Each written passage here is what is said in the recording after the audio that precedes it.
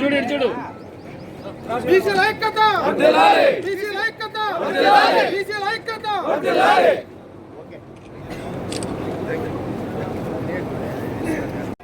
అన్ని నియోజకవర్గాల నుంచి కూడా బీసీ నాయకులు సోదరులందరూ కూడా విచ్చేశారు. కాబట్టి ఇప్పుడు వీళ్ళందరూ జై బీసీ జై బీసీ బీసీల ఐక్యత బీసీల ఐక్యత బీసీల ఐక్యత జై బీసీ జై బీసీ జై బీసీ. యువ నాయకులు గత 15 సంవత్సరాల నుంచి బడుగు బలహీన వర్గాలని ఉమ్మడి జిల్లాల్లో ఐకమత్యం చేస్తూ చైతన్యం చేస్తున్నటువంటి మరి బీసీ రమేష్ గౌడ్ గారిని కార్యక్రమాన్ని ఉద్దేశించి మాట్లాడవలసిందిగా విజ్ఞప్తి చేస్తా ఉన్నాం.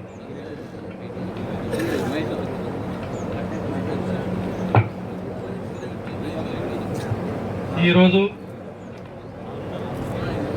సత్యసాయి జిల్లాకు సంబంధించినటువంటి బీసీల ఆత్మీయ సమావేశానికి సభాధిష్ట వహిస్తున్నటువంటి సత్యసాయి జిల్లా బీసీ సంక్షేమ సంఘం జిల్లా అధ్యక్షులు నామాల శంకర్ గారికి, ఈ కార్యక్రమానికి ముఖ్య అతిథులుగా విచ్చేసినటువంటి రాష్ట్ర అధ్యక్షులు గౌరవనీయులు కేశవ శంకరరావు గారికి, మరి వేదిక మీద ఉన్నటువంటి పెద్దలందరికీ, వివిధ కుల సంఘాల నాయకులకు, మేము సైతం బీసీల అభ్యున్నతి కోసమని ఇక్కడికి విచ్చేసినటువంటి ప్రతి ఒక్కరికి పేరు పేరున శిరస్సు వంచి ధన్యవాదాలు తెలియజేస్తా ఉన్నాను. ముఖ్యంగా మానవ జాతి మనుగడకి, మనిషి తెగువకి, మనిషి యొక్క నాగరికతకి జీవం పోసినటువంటి కులాలు బీసీ కులాలు. మరి సంపదను సృష్టించి ఉత్పత్తి కులాలైనటువంటి బీసీ కులాల యొక్క అభివృద్ధికి ఈ రోజుటి కొడుక రోడ్ల మీద తిరుగుతూ మనకు అది కావాలి ఇది కావాలని పోరాటం చేసేటటువంటి పరిస్థితుల్లో మనం అందరం ఉన్నాం.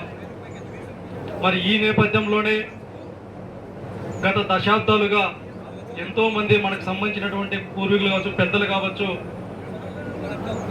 చేసినటువంటి పోరాట ఫలితమే ఈరోజు అంతో ఇంతో మనం కూర్చుంటున్నాం, మాట్లాడుతున్నాం, అంతో ఇంతో నడవగలుగుతున్నాం. ఒకప్పుడు కూర్చుంటే తప్పు, మాట్లాడితే తప్పు, నడిస్తే తప్పు.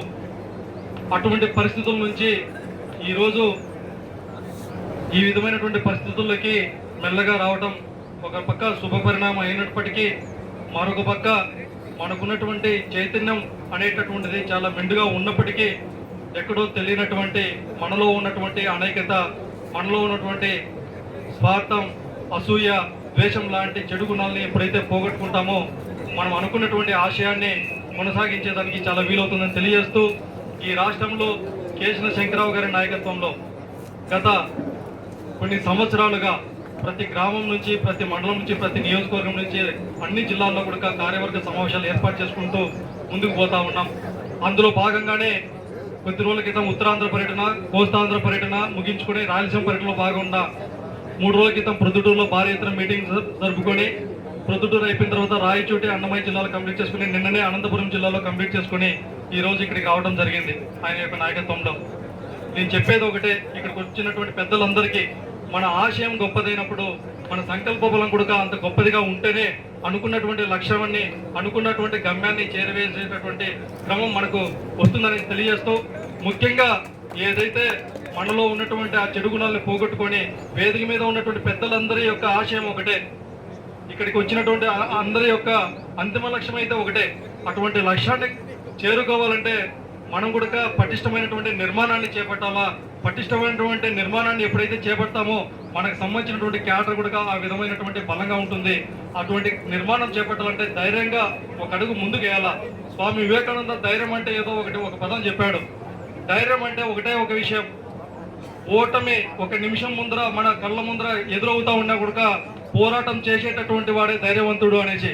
అటువంటి ధైర్యాన్ని మనం ఎప్పుడైతే పుణికి తెచ్చుకుంటామో అనుకున్నటువంటి ఆశయాన్ని, అనుకున్నటువంటి లక్ష్యాన్ని, అనుకున్నటువంటి గమ్యాన్ని మనం చేరేటటువంటి రోజులు త్వరలోనే వస్తాయని ఆశిస్తూ, ఈ అవకాశం ఇచ్చినటువంటి పెద్దలందరికీ పేరు పేరున కృతజ్ఞతలు తెలియజేస్తూ, త్వరలో కూడా మరొకసారి కూడా అందరూ కలుద్దాం. ఎవరైతే ఇక్కడ కష్టపడి పని చేస్తూ ఉన్నారు. వాళ్ళని కూడా చేదోడు వాదోడుగా ఉంటూ తలా ఒక చెయ్యి కలిపితేనే అది సాధ్యమవుతుందని తెలియజేస్తూ, ఏదైనా చిన్న చిన్న అభిప్రాయ భేదాలు ప్రతి ఒక్కరిలో ఉంటాయి, ప్రతి కుటుంబంలో ఉంటాయి. ప్రతి కుటుంబంలో ఇద్దరు అన్నదమ్ములు ఉంటే అన్నదమ్ములు కూడా అభిప్రాయ భేదాలు ఉంటాయి. మరి ఇంత పెద్ద కుటుంబంలో అభిప్రాయ భేదాలు అనేటటువంటి చాలా సహజంగా ఉంటాయి. వాటినన్నిటినీ పెద్ద మనసుతో చాలా సాధారణంగా తీసుకుంటూ అటువంటి అభిప్రాయ భేదాలను కనుక పక్కన పెట్టి అందరి యొక్క శక్తి ఏదైతే ఉంటుందో ఆ శక్తిని పుణికిపుచ్చుకొని అంతిమ లక్ష్యాన్ని చేరుకునేటటువంటి ప్రయత్నం చేద్దామనేసి ఈ సందర్భంగా తెలియజేస్తూ, నాకు ఈ అవకాశం ఇచ్చినటువంటి పెద్దలందరికీ పేరు పేరున శిరస్సు వంచి ధన్యవాదాలు తెలియజేస్తా ఉన్నాం.